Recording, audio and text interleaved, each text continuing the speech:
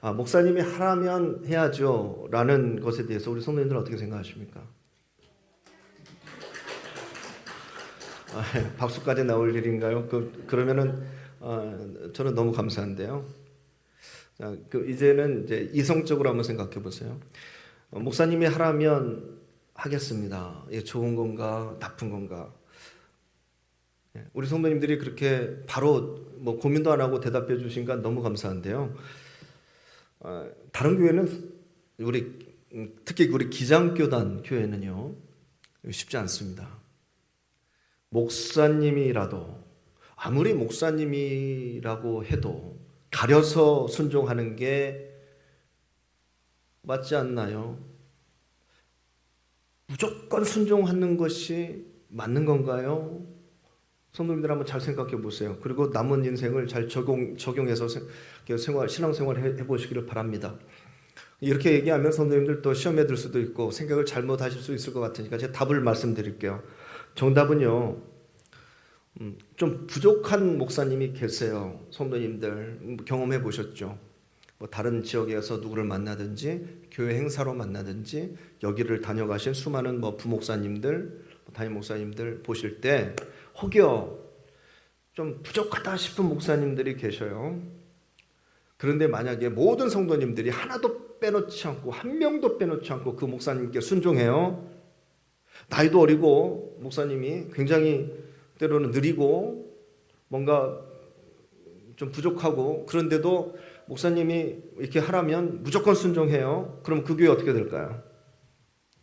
목사님은 모자란데 성도님들의 성향이 그냥 목사님의 말씀이라면 무조건 순종하고 봐요. 그 교회 망할까요? 절대 망하지 않을 거요. 절대 망하지 않을 겁니다. 자, 그럼 성도님들 반대로 목사님이 너무나 지혜롭고 목사님이 너무나 능력이 출중해요. 그런데 성도님들이 순종을 잘 안 해요.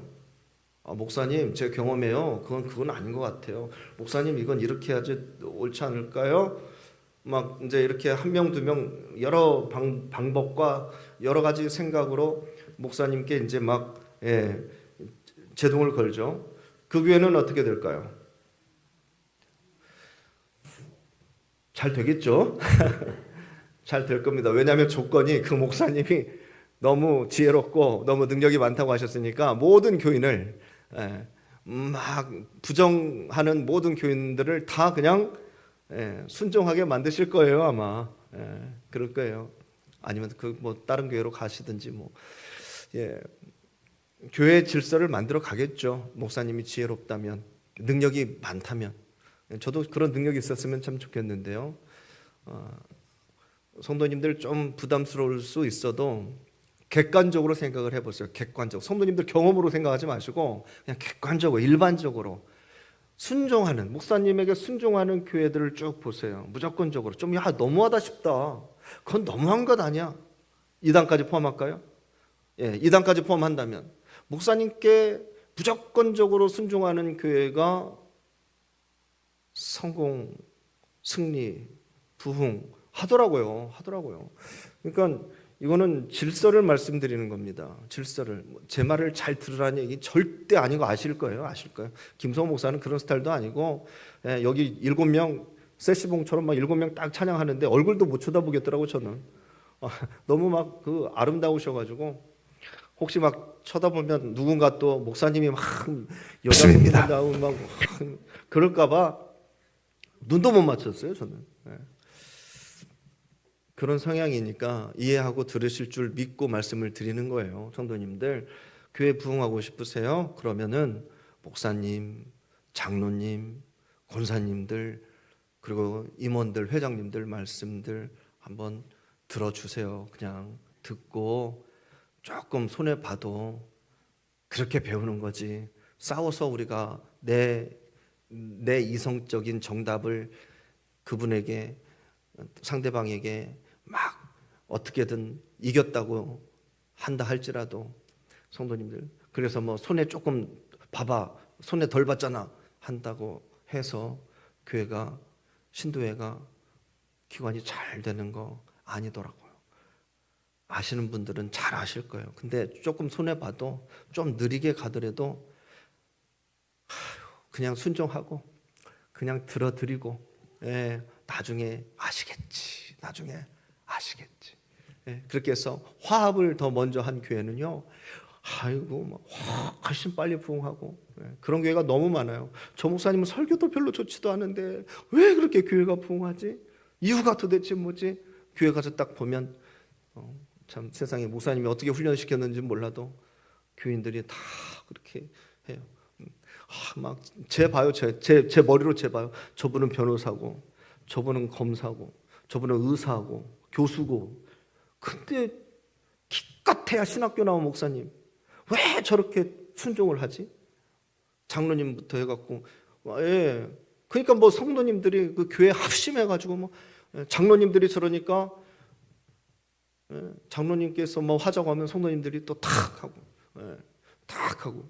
예, 목사님한테만 순종하는 게 아니고 모든 성도님들이 그런 질서를 딱 지어가지고. 우리나라 뉴스 틀어보면 국회 나오잖아요. 국회가 잘 될까요? 절대 잘 안 될걸요. 저렇게 하면 절대 잘 안 될. 이해시키려고 아무리 얘기한다고 해서 상대방이 이해가 돼요? 이해 안 되고 뭔만 돼요? 싸움만 되잖아요. 성도님들, 물론 정치하고 교회하고는 좀 다르지만 화합이 먼저죠. 화합이 먼저예요. 절대 내가 아무리 옳은 말 한다고 상대방이 아이고 그렇구나, 내가 잘못했네, 그렇게 부응하기는 어려워요. 우리 사요신도의 찬양 좀, 예를 들어서 좀 실수했다 치더라도 진짜 잘한 것처럼 막 해주시고, 정말 잘하셨잖아요. 정말 잘하셨으니까 정말 잘한 것처럼 이렇게 해주시고, 예, 속에서 아이고 사요신도 저런 우리는 어떻게 하라고 막 하면 이제 안 되는 거예요. 성도님들 정말 축복해 주시고, 야 우리는 사요신도 저렇게 했으니까 야 우리는 이렇게 한번 해보자, 우리는 저렇게 한번 해보자, 이렇게 가야 맞습니다. 아멘이시죠? 아멘. 하나님께서 그런 도전을 원하시지. 예. 아무튼 성도님들 복 받는 길로 생각하시고, 복 받는 길로 말하시고, 복 받는 길로 모두 나아가시는 우리 성도님들 되시길 바랍니다. 제가 이렇게 이런 말씀을 자신 있게 성도님도 다 연소하지만 드리는 이유가 있어요. 왜냐하면 하나님의 소원이 있어요. 성도님들을 향한 하나님의 소원이 분명하니까 제가 이렇게 말씀드리는 거예요. 제가 딴소리 하는 게 아니고, 우리 하나님은 우리 성도님들이 항상 기뻐하시는 것을 원하셔요. 성도님들이 항상 감사하며 살아가는 것을 원하셔요. 그런 부모가 뭐 자식 그렇게 하는 부모가 다지 전부지. 우리 하나님도 마찬가지였어요. 하나님의 자녀들이 기쁨과 감사 속에서 이 땅에서 하루를 살아도 천국의 삶을 누리시기를 바라는 거예요. 그래서 예수님께서 직접 이 땅에 오셔서 그 길을 열어주셨어요. 우리가 예수님 믿는 이유는 궁극적인 목적은 구원이에요. 구원입니다. 구원의 삶은 어떤 삶이에요? 우리가 잘 알고 있어요. 잘 사는 삶이에요. 성도님들이 잘 살게 하기 위해서 주님은 우리에게 구원의 길을 열어주셨어요. 고생하라고요? 무시당하라고요? 가서 그냥 지질만 그냥 그렇게만 살다가 죽으라고요? 절대 그런 건 아니에요. 주님께서 성도님들 잘 살게 하시려고 구원의 길을 열어주셨어요. 그 구원의 길은 성도님들이 늘 기뻐하시는 거고 늘 감사하면서 사시는 길이에요. 다 알고 계시죠? 이 얘기 드리려고 드린 거예요. 뭐냐면 하나님의 소원도 있는데, 그럼 반대로 사탄의 소원이 있을까요? 없을까요? 당연히 있죠. 그것은 하나님의 뜻과 정반대로 가는 것이 사탄의 소원입니다. 항상 슬퍼하고 항상 불평과 원망만 입에 달고 살면서 이 땅에서 지옥의 삶을 살기를 바라는 마귀의 소원.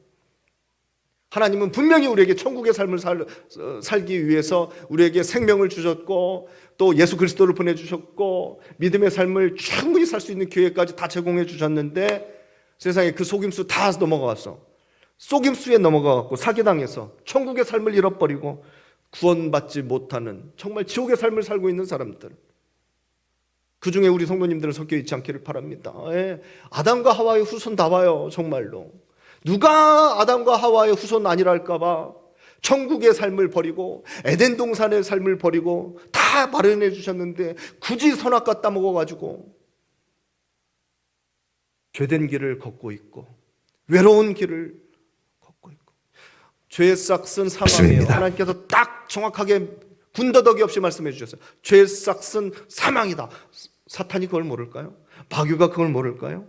너무 잘 알고 있습니다. 우리 인간들을, 성도님들을, 예수 잘 믿고 있는 성도님들을 그 길로 내몰기 위해서 욕심은 죄는 사망을 그 길로 멋지게 인도하기 위해서 지금도 성도님들 옆에서 욕심으로 막 죄의 길로 막 꼬드기고 있어요. 계속 선악과를 따먹게 해요. 어제도 따먹고 오늘도 따먹고 내일도 따먹을걸요. 선악과 따먹으면 불안해요. 숨고 싶어요. 숨고 싶어요. 숨고 싶어요. 도망가고 싶어요. 너무나 평화롭고 너무나 안전하고 걱정 근심 없는 삶이었는데 그거 하나 따먹었다고 숨고 싶고 도망가고 싶어요. 하나님은 그런 우리에게 부끄러우니까 갑자기 부끄러워졌어요. 옷을 만들어 입혀주십니다. 그대로 가면 안 돼. 그대로 가면 더 부끄러워서 못 살아. 옷 입어.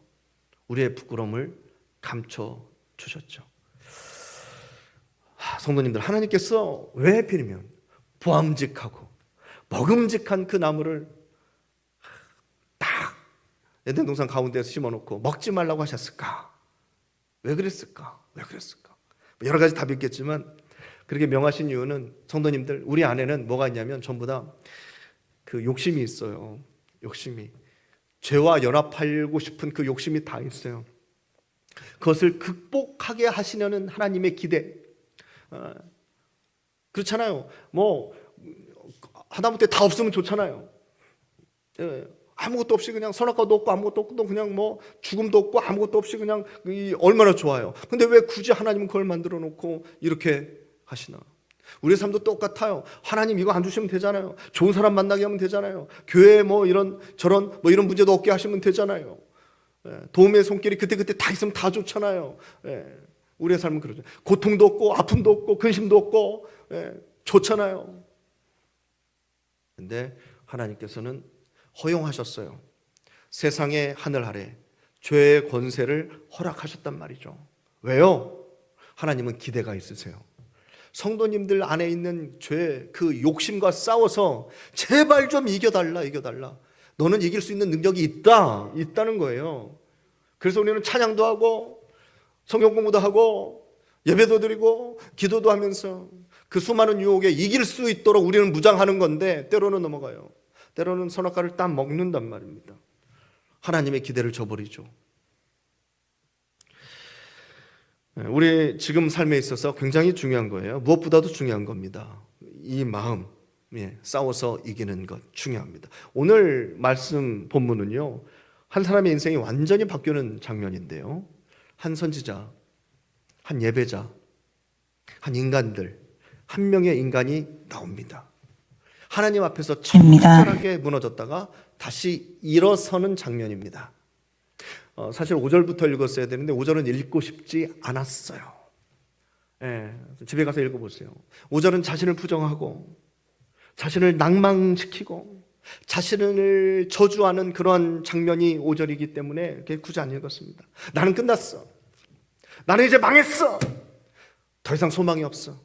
나도 그렇고 이 나라, 이 교회 다 끝장났어. 좌절하는 그 회탄의 토로입니다.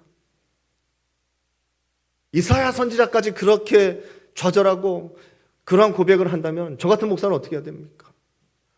이사야 선지자보다도 믿음도 부족하고 경험도 부족하고 수많은 게 부족한데 그러면 저 같은 목사는 어떻게 해야 돼요? 땅 파고 막 들어가야지요. 지금 이사야서 6장, 이 시대는 지금 대한민국 시대하고 너무나 비슷해요. 현저하게 비슷한 상황이 바로 이 시대입니다.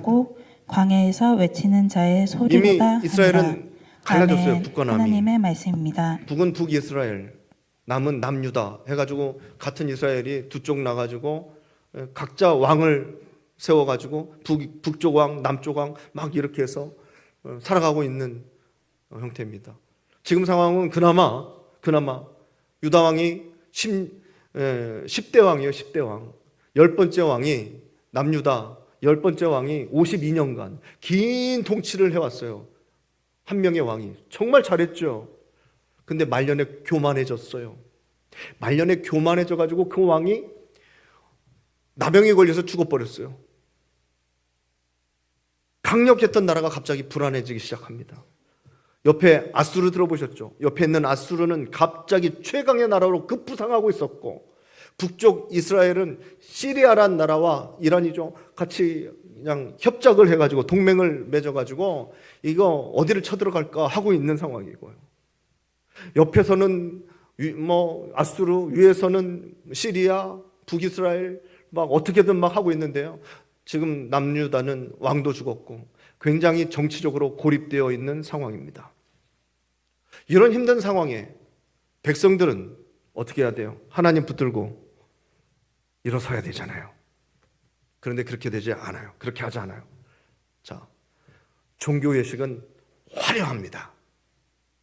제사와 성전의 예배는 넘쳐납니다. 그런데 정의와 공의는 사라졌습니다. 탐심만 가득한 나라가 되었습니다. 이때 하나님께서는 백성들의 예배를 보시고 뭐라고 하셨냐면 가증하다. 너희들의 예배는 가증하다. 하나님께서 선언하셨습니다. 어떻게 받아들이십니까, 성도님들? 옛날에 그런 일이 있었구나 이렇게 받아들이십니까? 저는 그렇지 않아요. 저는 지금 우리에게 주시는 말씀이라고 저는 그렇게 받아요. 화려한 예배는 있었지만 하나님을 향한 진심이 사라진 바로 그 시대. 이사야가 그 한복판에 서가지고 하나님의 부르심을 듣습니다. 왕은 죽고 나라는 흔들리고 이사야 선지자에게도 충격적인 상황이 되었어요.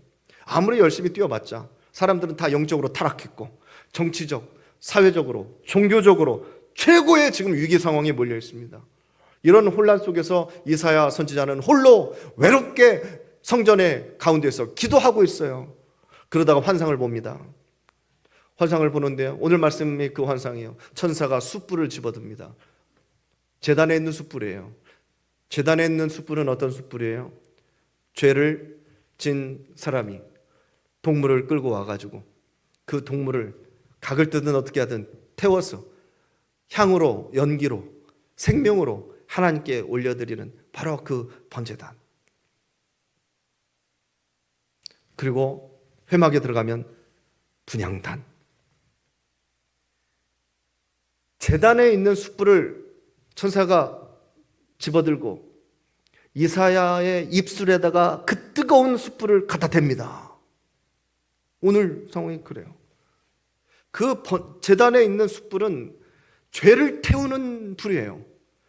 우리의 죄를 태우는, 제사를 드릴 때마다 활활활 타오르는 연기와 그 냄새와 그 불길은 그 누군가의 죄가 불타오르고 있구나.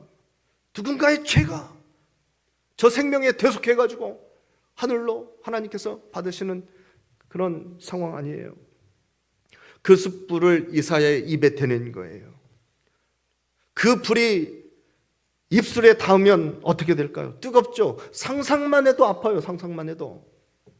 그런데 그와 동시에 들려오는 소리가 있어요.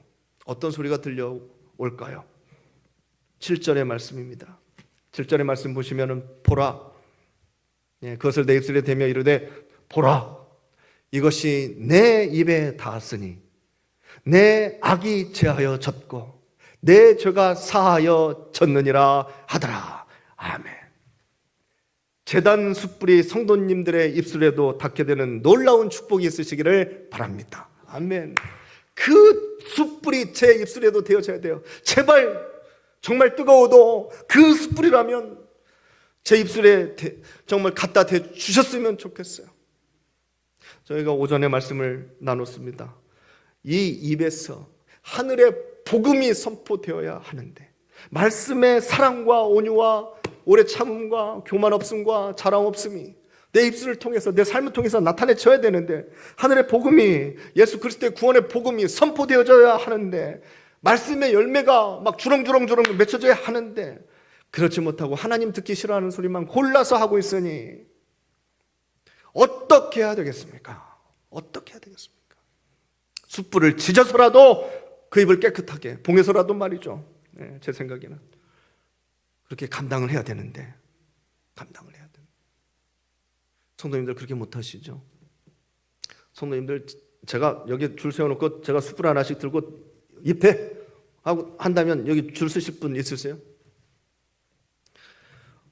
누가 하겠어요? 안 하죠. 교회를 옮기고 말지. 저 같아도 안 할 겁니다. 근데 성도님들 감당 안 하셔도 돼요. 이사야에게는 그런 환상이 주어졌지만 우리에게는 예수 그리스도의 십자가가 주어졌습니다. 우리에게는 우리의 입술에 오는 숯불을, 뜨거운 숯불을 예수 그리스도께서 대신 감당해 주셨습니다. 십자가로 해결해 주셨어요. 십자가가 우리의 죄를 덮는 숯불이 되어 주신 거죠. 성도님들도 그 십자가의 은혜가 다 있으시죠? 아멘. 그러면 우리는 그 은혜만으로도 기쁘고 정말 감사하며 살 수 있어요. 교회를 섬기고 싶어지고 교회에서 살고 싶은 그런 마음이 주어질 겁니다. 얼마나 좋아요. 오전에 예배드리고 회의했잖아요. 재직회. 그리고 밥 먹고 지금 헌신 예배 드리잖아요. 정말 또 느꼈어요. 야, 이거 회의보다 예배가 훨씬 좋구나. 동의하시는 분 계십니까 혹시? 회의를 좋아하시는 분도 계실 거예요. 사람마다 다 다르니까. 회의가 얼마나 중요한데, 회의도 중요한데, 야, 정말 회의보다 예배가 훨씬 좋구나. 훨씬 좋구나. 우리 성도님들도 십자가의 숯불이 우리의 입술에 되어지고 우리 몸속에 녹아지었을 때 거기서 오는 감동과 은혜가 충만하여 2025년 지나고 2026년을 세워가는 이 상황에서 주님의 은혜로 제가 교회가 되겠습니다. 제가 교회가 되겠습니다. 교회에 필요한 부분들 있으면 제가 감당하겠습니다. 특히 임원들 하실 사역자들 지금은 웬만하면 목사님 전화해도 안 받아요. 연말에는 모든 교회들이 그렇대요. 죽겠대요. 그리고 성도님들이 만나자고 막 목욕실 뚝뚝 두드리면 지난주에 제가 연락을 받았는데 굉장히 겁나더래요. 그분이 사역 안 하신다고 할까 봐. 연말에 찾아오시는 분들은 굉장히 이제 목사님도 겁이 나는 것이죠. 성도님들은 저한테 그런 겁을 안 주셨으면 참 좋겠습니다. 제가 하겠습니다, 목사님. 제가 하겠습니다. 제가 감당하겠습니다. 이렇게 결정을 해주셨으면 좋겠는데요. 여튼 주님께서는 제가 그런 말 하기도 전에 이미 주님께서는 십자가를 통해서 넌 더 이상 죄가 없어. 넌 더 이상 이제 죄가 없어. 넌 이제 용서가 되었어. 그리고 너는 이제 다시 시작할 수 있어. 이 말씀을 이사야 선지자에게도 그렇지만 저희들에게도 통일하게 주시는 하나님의 선언이에요. 우리 하나님의 그 선언이 정말 성도님들에게 정말 심어졌으면 좋겠어요. 왜냐하면 성도님들의 마음에 그게 확정되어져야 깃털같이 가벼운 인생을 우리가 살 수 있거든요. 안 그러면 세상 짐 다 지고 주님께서는 오라고 쉬라고 내려놓으라고 하셨는데도 불구하고 못 내려놓고 계속 죽을 때까지 사는 삶을 우리가 살아야 되거든요. 아니에요. 너는 해결되었어. 그거예요. 해결되었어. 아니요. 아직도 저는 죄가 있는데요. 아니야. 걱정하지 마. 내가 그것 때문에 이미 2000년 전에 십자가 달려 죽었단 말이야. 내려놔. 가볍게 살아. 용서되었단 말이야. 다시 시작하면 돼. 성도님들. 주님의 말씀인데 이게 안 믿어지시면 예배 끝나고 목양실로 오세요. 목양실로. 제가 교회 직인이라도 찍어 드릴게요. 막 세상에서는 아무 소용이 없는 직인이지만 여기서 내가 용서되었음. 꽝. 더 이상 정죄하지 않겠음. 꽝. 제가 대신 도장이라도 찍어 드릴게요. 이사야의 입술에 불이 닿고 죄사함의 선언이 딱 끝났을 때 하나님께서 비로소 물으십니다. 내가 지금 이 나라가 이 모양 이 꼴인데 하나님께서 물으셔. 내가 누구를 보낼꼬? 누가 나를 위하여 갈꼬? 성도님들에게도 하나님께서 제단 숯불을 입술에 딱 댄 다음에 그리고 정죄하지 않겠다. 용서의 선언을 하신 후에 그리고 물으십니다. 누가 나를 위해 감당할꼬? 누가 나를 위해 이 시대 이 나라를 위해서 이 교회를 위해서 누가 헌신할꼬? 누구를 보내야 할꼬? 주님께서 물으십니다. 그러면 성도님들 마음속에 딱 어떤 생각이 들으세요? 어떤 생각 들으세요? 지금 들리는 생각이 정답이에요. 우리 성도님들은 100% 맞추실 거예요. 하나님, 누군가를 보내시겠죠. 나는 말고요. 그죠? 이게 정답이죠. 저는 아직 준비가 되지 않았습니다. 하나님, 이게 정답이죠. 저는 아직 부족합니다. 이럴 때는 겸손하죠. 하나님, 저 아직 해야 될 일 좀 많아요. 이번 2026년은 제가 왜 이렇게 일이 많은지 모르겠어요. 하나님. 그러면은 누구를 보낼까? 하나님께서 다시 여쭐 거예요. 그럼 누구를 보내야 될까? 너보다 완벽한 사람을? 너보다 완벽한 사람? 너보다 죄를 덜 지은 사람? 너보다